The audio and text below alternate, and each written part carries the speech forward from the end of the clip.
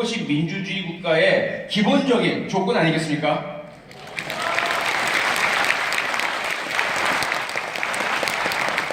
그 기본적인 조건은 교육이죠.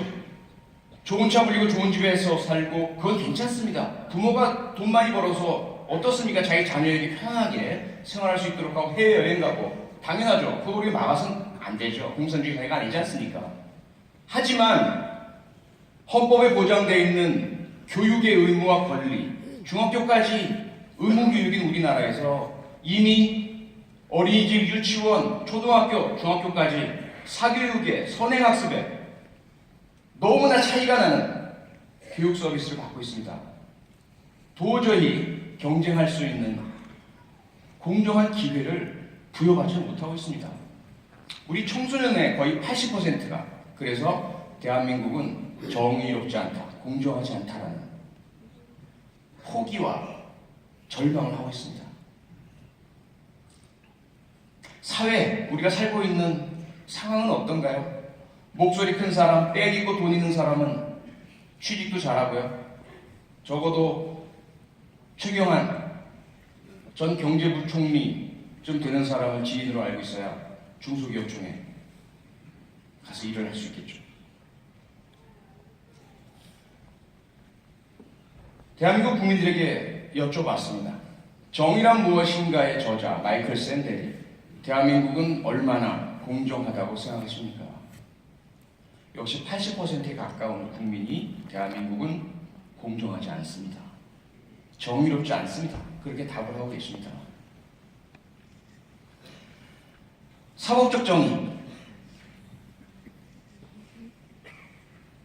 우리 판사님들은 OECD가 조사한 대한민국 민사재판의 효율성과 경제성 부분에서 세계 2위라는 아주 자랑할 만한 수치를 알려주십니다. 맞습니다. 하지만 우리 국민이 체감하는 사법정의, 법원의 공정성 그 정도는 27% 수준에 머물고 있습니다. 유전무죄, 무전유죄, 유권 무죄, 무권유죄, 친박무죄, 반박유죄. 전북시민 박성수 씨는 대구에 가서 일본 산케이 신문 지국장이 썼던 칼럼 내용의 일부를 전단지로 만들어서 시민들에게 나눠줬습니다. 그런데 그 칼럼을 썼던 산케이 신문 지국장은 우리 외교부가 친절하게도 법원에 권고문을 보내면서 무죄 판결을 받았죠. 하지만 박성수 씨는 징역 1년, 집행유예 2년의 유죄 판결을 받습니다. 그리고 그 판결을 받기까지 2달이 넘는 구금 생활을 보내야 했습니다. 어떻게 이해를 해야 할까요? 고 성완종 리스트, 이왕구 씨가 지금 유죄 판결을 받긴 했지만 집행유예입니다. 그렇죠? 한 사람의 목숨을 버려야 했던 권력형 부정부패, 그리고 그 리스트에 있었던 다른 6명의 권력 실세들은 검찰 단계에서 모두 무혐의로 끝나버렸습니다. 우리 서민들이 몇만 원, 몇십만 원 혹시라도 세금 안 내거나 계산 잘못하거나 그러면 덜커덕 법적인 처벌을 받습니다.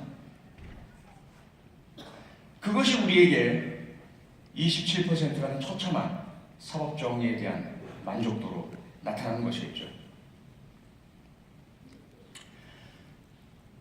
정의가 나에게 과연 어떤 의미일까? 2가지 이야기로 말씀을 좀 드리고자 합니다. 프랜시스 스페이트라는 배가 있었습니다. 혹시 여러분 아십니까? 1835년 11월 달에 캐나다 동부 해안을 출항했던 배입니다. 이 배에는 통나무가 가득 실려 있었습니다. 한창 산업 중흥하던 미국 동부 해안으로 실어 나르던, 그리고 그 배에는 선원들이 타고 있었죠. 우리 세월호처럼 침몰을 바로 하진 않았지만 풍랑을 맞아 좌초합니다. 그리고 18명의 선원이 살아남습니다. 먹을 게 없었습니다. 다 떠내려가서. 폭풍으로 인해서 빗물이 떨어지니까 물은 마실 수 있었고요. 그렇게 버틴 날이 13일이었습니다. 13일 동안 물만 먹고 버티던 선원들, 이제 곧 전부 굶어 죽게 생겼습니다. 선장이 선원들을 모두 모읍니다. 여러분, 이대로 우리가 다 굶어 죽어야 하겠습니까? 무슨 방법이 있어? 선장, 숨겨놓은 식량 있는 건가? 아닙니다. 하지만 우리가 살 수 있는 방법이 한 가지 있습니다. 뭐겠습니까? 선장이 말합니다.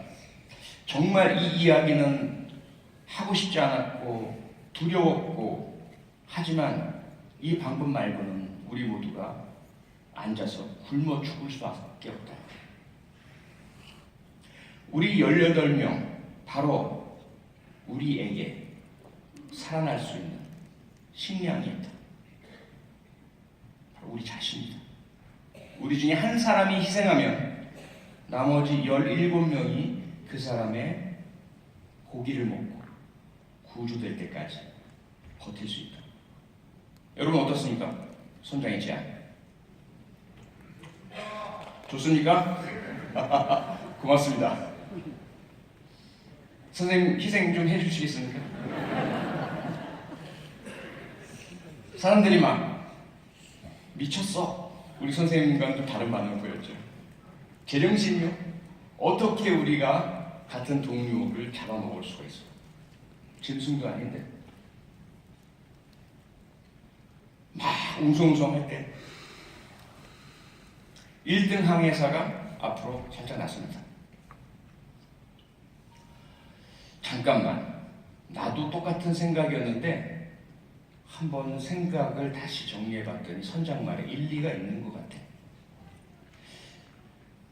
우리가 이대로 다 죽을 수는 없잖아. 살아야지. 기다리는 가족도 있고, 우리가 얼마나 힘들고 어렵게 이렇게 버텨왔는지를 알려주기도 해야 하고, 그리고 모두에게 같은 공평한 기회만 주어진다면 모두 다 똑같은 상태 아닌가. 가판장에 나섭니다. 나도 같은 생각이야. 기관장에 나섭니다. 나도 같은 생각이야. 생각해봐. 이 세상에는 무수한 일들이 벌어져. 교통사고로도 죽고, 범죄 피해로도 죽고, 전쟁이 나서도 죽고. 어차피 사람은 죽는 거 아니겠어? 늙어서 죽기도 하고. 그렇다면 다른 사람들을 위해서 누군가가 희생을 한다는 것은 숭고한 죽음이 아닐까? 다른 선원들이 가장 존경하고 가장 믿는 고참 선원들이 이야기를 하니까 여론이 바뀝니다. 그런 것 같네요. 그런 것 같네요. 선장이 그럼 다 동의하는 겁니까? 반대하는 사람이 없어요. 선장이 자, 그래서 내가 준비를 했습니다. 18개의 막대기가, 똑같은 모양 똑같은 크기의 막대기가 이 통 안에 있습니다. 하지만 막대기를 들어 보여줍니다. 우리가 볼 수 없는 밑바닥 아래에는 표시가 되어 있습니다. 하나에. 표시가 되어 있는 하나의 막대기를 뽑은 사람이 희생하는 거죠. 공평하지 않습니까? 그렇게 해서 제비뽑기가 시작됩니다. 누가 뽑았을까요? 아닙니다. 아닙니다. 아닙니다. 아닙니다.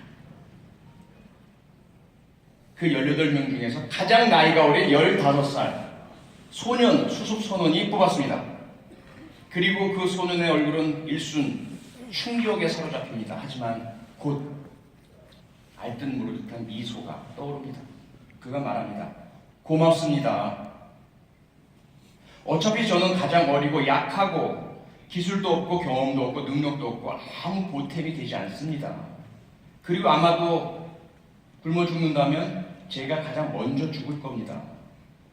그런데 의미 없이 그냥 죽지 않고 그동안 저를 보살펴 주셨던 선장님, 갑판장님, 기관장님, 1등 항해사님, 여러 고참 선배 선원님들을 위해서 여러분들 살려드리는 그런 고귀한 희생이 된다니 너무 감사합니다. 죽었죠? 그 어린 선원의 고기를 먹고 17명은 3일 동안 버텨내고 3일째 지나가던 어선이 구조를 해줍니다. 그 어선의 선원들은 처참한 현장을 보고 구조를 해줬지만 경찰에 신고하죠. 17명은 기소됩니다. 재판이 벌어지죠. 살인죄 유죄일까요? 정당방위 무죄일까요? 여러분이 재판관이라면 어떻게 판결하시겠습니까? 유죄 손 들어보시죠. 살인죄 유죄다. 네, 고맙습니다. 내려주시죠. 무죄다. 팽팽합니다. 고맙습니다.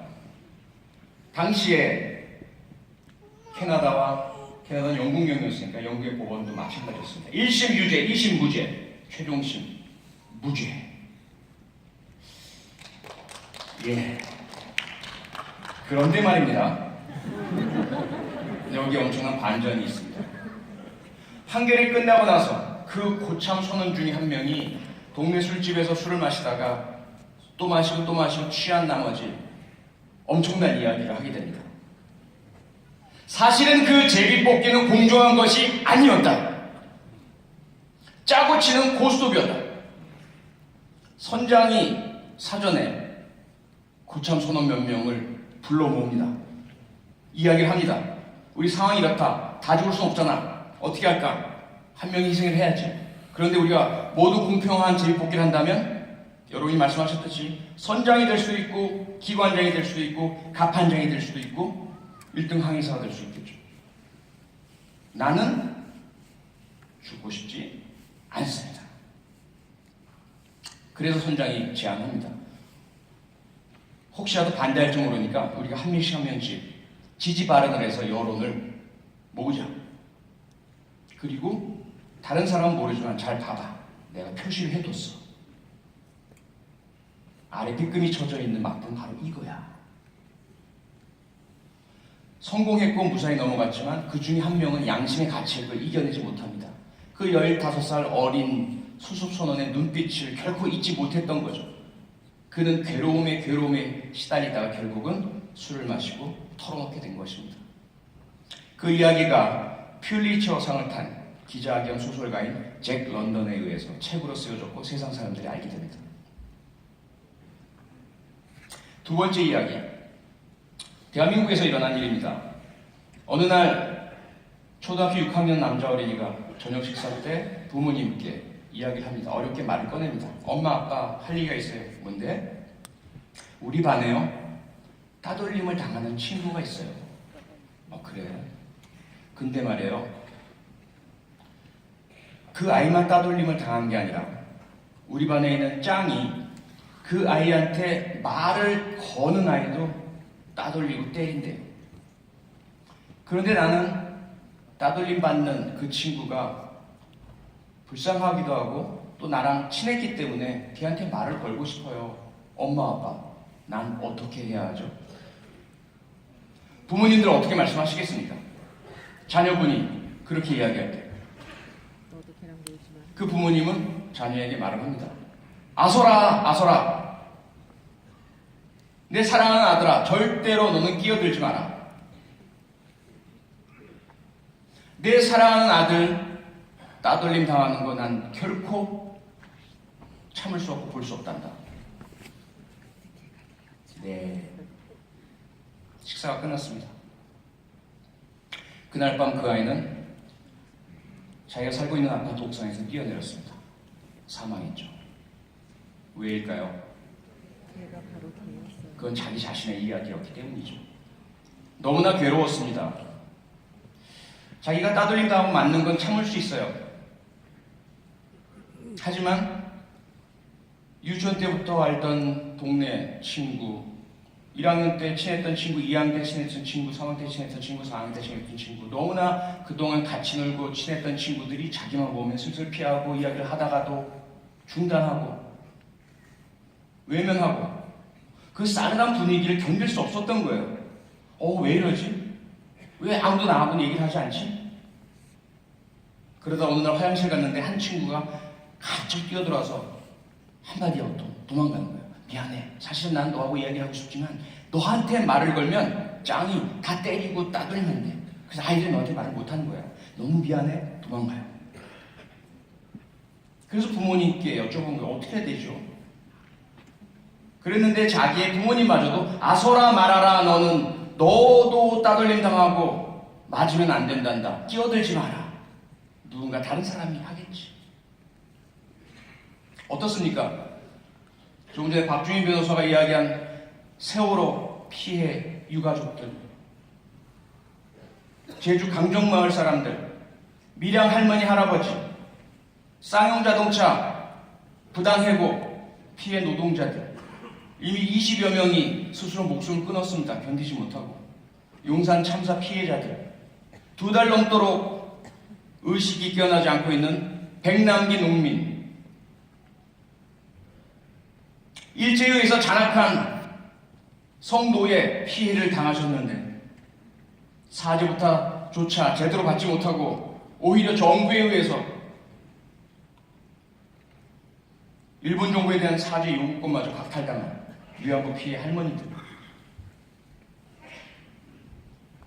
그분들을 상징하는 소녀상, 그 소녀상이 정부에 의해서 이전 혹은 철거될까봐 그 곁을 떠나지 못하고 이 엄동설안에 바닥에서 주저앉아서 하루 종일 지키고 서 있는 그 어리고 약한 우리 학생들,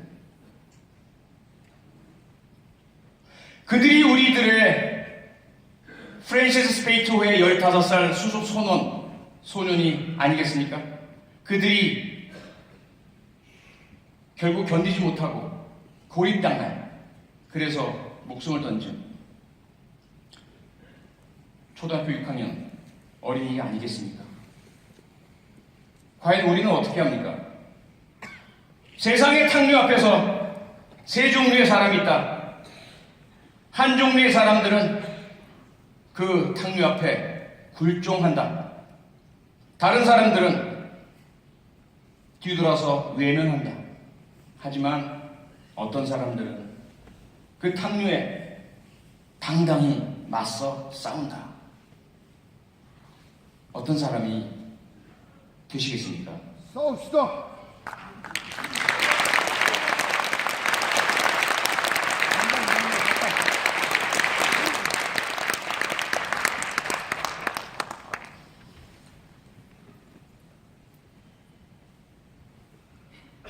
대한민국의 정의가 위기입니다.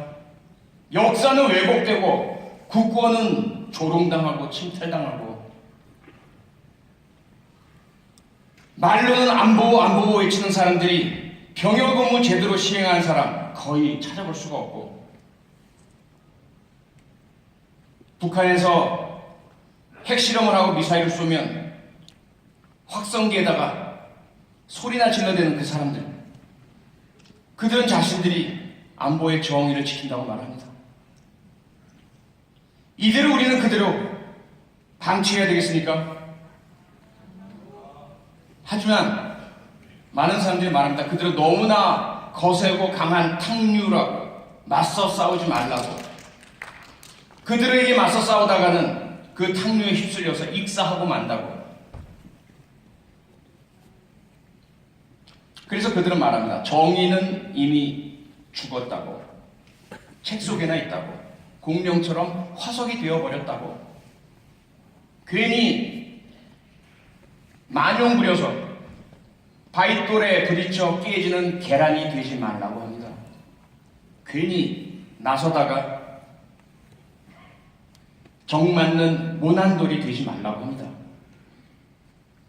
하지만 우리는 역사 속에서 목격했습니다. 분명히 우리는 경험했습니다. 일제치하 36년 영원할 줄 알았습니다. 그 강고한 제국의 군대 패퇴하지 않을 줄 알았습니다. 그래서 그 탕류 앞에서 탕류 속으로 들어가 그들 편이 된 굴종한 사람들이 있었죠.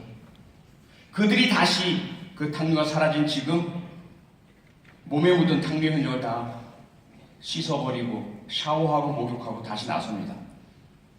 그러면서 자기들은 결코 탕류에 굴종한 적이 없다고 거짓말을 합니다. 하지만 우리는 압니다. 그들 때문이 아니라 그 탕류 앞에 맞서 싸웠던 우리들의 독립운동가 선열들이 계셨기 때문에 우리가 지금 여기에 이렇게 자주 독립국으로 자랑스럽게 있다는 것을요. 그렇지 않습니까?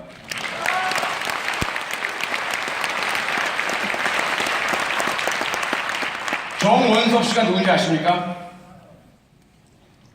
이분은 저희 장인이 아닙니다. 당연히 제 부친도 아니죠. 성이 다르죠. 1972년 강원도 춘천 역전 파출소장의 딸이 실종됩니다. 나이가 나죠. 다음날 처참하게 성폭행당하고 살해된 시신으로 발견됩니다. 발칵 뒤집힙니다. 그때 대통령이 누구죠? 네, 빅박, 커다란 박 대통령이었죠. 그분이 언론지상에 떠들어대는 이 사건을 보고 진노합니다. 어떻게 이런 일이 있을 수 있어? 공권력의 상징인 파출소장의 딸을 처참하게 죽인 놈을 왜 아직도 못 잡고 있는 거야? 내무장관 이리 와! 내무장관 달려갑니다. 어떻게 할 거야? 당장 잡겠습니다. 빨리 잡아와. 내무장관이 치안본부장을 부릅니다. 지금의 경찰청장이죠. 치안본부장한테 당신 어떻게 할 거야? 이 사건 해결 못하면 바로 뭐가 된 줄 알아? 알겠습니다. 치안본부장은 어떻게 했을까요? 강원 도경국장을 부르죠. 강원 도경국장, 당신 열흘 안에 잡아. 정말 열흘 안에 범인이 잡혔습니다. 기적이 일어난 거죠. 앞서 우리 박주민 변호사가 우리나라 대통령은 기적을 만들 수 있는 사람이라고 했습니다. 그 기적은 2대에 걸쳐서 가능한가 봅니다. 그 피해자가 바로 정원섭 씨입니다. 그분은 그 마을의 만화가게 주인이었습니다. 그 피해 어린이가 자주 가던 만화가게였습니다. 사건을 해결할 CSI도 프로파일러도 없었던 그때 논두렁에서 발견된 시신에서 지문도 찾지 못했던 경찰은 그 피해 어린이가 최근에 갔던 만화가게 주인을 의심하기 시작합니다. 열흘 안에 잡아야 하니까 그 열흘 안에 잡을 수 있는 범인 중에, 용의자 중에 그 사람이 유일했습니다. 그래서 데려와서 고문했습니다. 자백을 받아냈습니다. 그 만화가게에서 일하는 종업원들에게서도 평상시부터 우리 만화가게 주인은 여자아이들만 보면 이상하게 쳐다봤어요. 진술을 받아냅니다. 결정적으로 만화가게 주인의 8살짜리 아들을 경찰관이 현장에 데려갑니다. 그리고 묻습니다. 여기 한번 자세히 보렴. 혹시 뭐가 네가 아는 것이 있지 않을까? 그러면서 경찰관이 가리킨 곳에 이 8살 아이의 눈길이 머물죠. 거기에는 연필 한 자루가 있었습니다. 연필이 있어요. 그래? 한번 가서 가까이 가서 볼래? 어떤 연필이니? 제 건데요. 그래? 어떻게 아니? 여기 제 이름이 써있어요. 네 연필이 왜 여기 있을까? 모르겠는데요. 너 여기 와서 연필 떨어뜨린 적 있니? 아니요. 알았다. 가장 결정적인 물적 증거가 됩니다. 정원섭 씨는 결국 나중에 법정에서 혐의를 부인했지만 자백한 건 경찰의 고문 때문이었다고 이야기를 했지만 법정에서는 받아들이지 않았습니다. 결국 유죄 판결을 받습니다. 그는 끝까지 무죄라고 주장합니다. 결백을 주장합니다. 항소심도 유죄였습니다. 대법원 확정 판결 유죄였습니다. 모범수로 감형이 됩니다. 결국은 출소합니다. 출소해서 이분은 재심을 준비합니다. 나는 억울해. 나는 절대로 범인이 아니야. 나는 결백을 입증하고 말 거야. 모든 주변 사람들이 말립니다. 이분은 교도소 안에서 목사가 됩니다. 맨정신으로 참을 수 없었기 때문에 종교에 귀의하게 되죠. 주변 사람들이 왜 말렸을까요? 그 엄청난 국가와 싸우지 마. 뭐하러 싸워? 이제 풀려났잖아. 자유잖아. 편하게 살아 이제. 이분이 말합니다. 절대로 이 누명을 쓰고는 내 아들에게 부끄러운 모습으로 살아갈 수 없어. 노무현 대통령이 설치하신 과거사 진상규명위원회에서 이 사건을 재조사합니다. 그리고 당시에 숨겨졌던 현장에서 발견된 범인의 정액에서 혈액형이 검출되었지만 그 혈액형은 정원섭 씨와 달랐습니다. 그 증거가 검찰에 의해서 숨겨졌습니다. 법정에 제출되지 않았습니다. 이 엄청난 사실이 과거사 진상규명위원회에 의해서 밝혀졌습니다. 결국 정원섭 씨는 36년간의 투쟁 속에 끝에 마침내 재심에서 무죄 판결을 받습니다.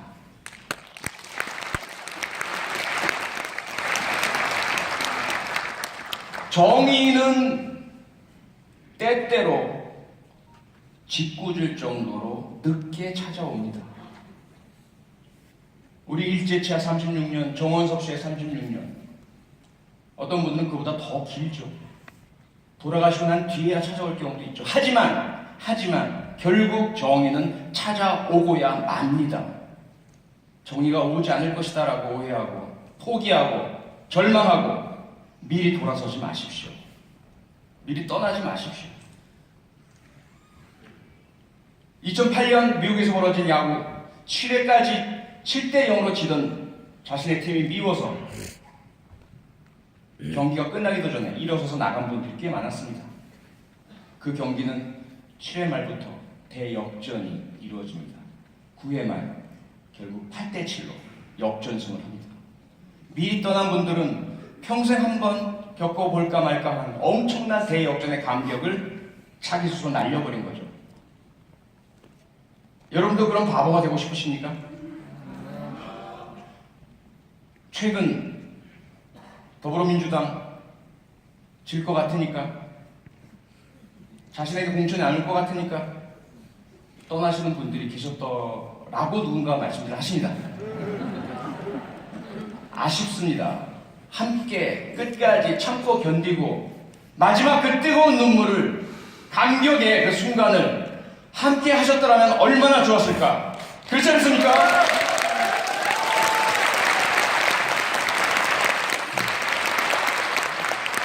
그 기나긴 독재 기간 동안 오지 않을 것 같았던 민주주의와 봄, 우리 김대중 대통령 인동초라고 별칭을 얻으셨던, 인내하고 기다리고 기다리신 그분이 결국 우리에게 뜨거운 감격의 눈물을 흘리게 만들어주셨죠.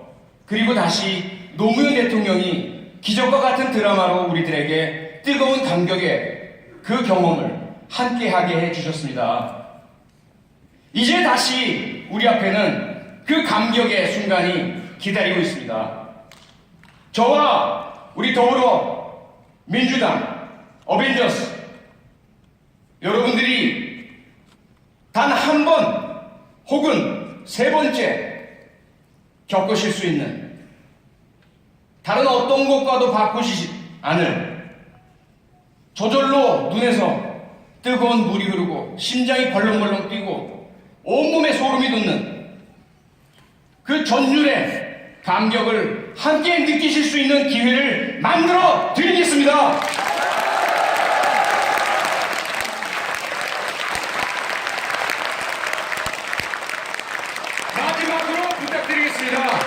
마지막으로 부탁드리겠습니다. 절대로 외면하지 마십시오. 절대로 포기하지 마십시오. 절대로 절망하지 마십시오. 기대와 희망을 버리지 마십시오. 이제부터 시작입니다.